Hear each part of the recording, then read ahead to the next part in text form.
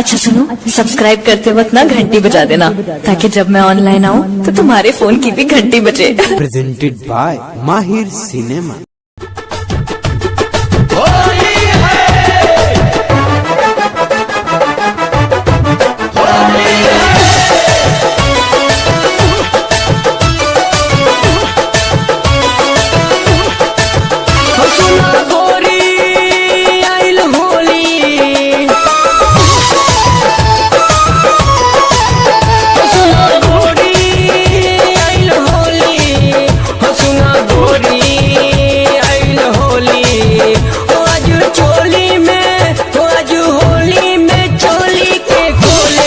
रंग डलब होले होले कि रंग डलब होले होले कितनो करबू तू हाला ना छोड़ब कि रंग डलब होले होले कि रंग डलब होले होले।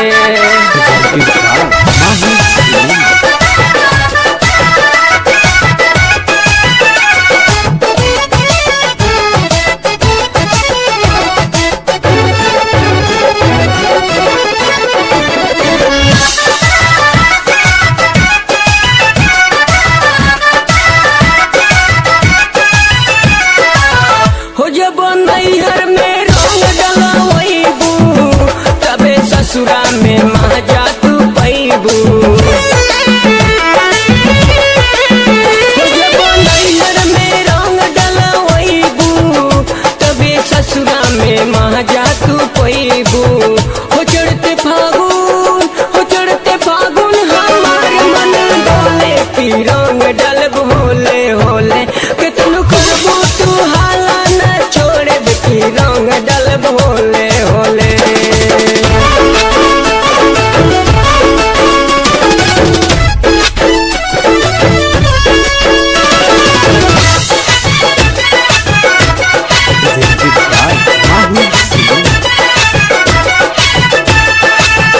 कोहे तोहरा से राकेश रसीला मुमताज करिए तोहरा के गीला।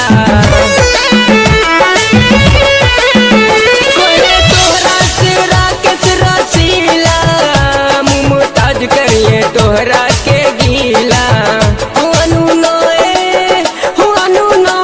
तुहार गम तोले की रंग डलब होले होले कितनो कहबू तू हाला ना छोड़ब की रंग डलब होले होले।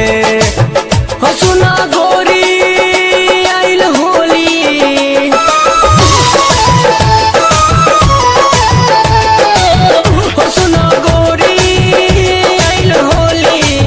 हो सुना गोरी आइल होली हो आज चोली में हो आज होली में चोली के खोलब की रंग डलब होले होले कि रंग डलब होले होले कितनो करबू तू हाला ना छोड़ब कि रंग डलब होले होले। अच्छा सुनो, सब्सक्राइब करते वक्त ना घंटी बजा देना, ताकि जब मैं ऑनलाइन आऊँ तो तुम्हारे फोन की भी घंटी बजे। प्रेजेंटेड बाय माहिर सिनेमा।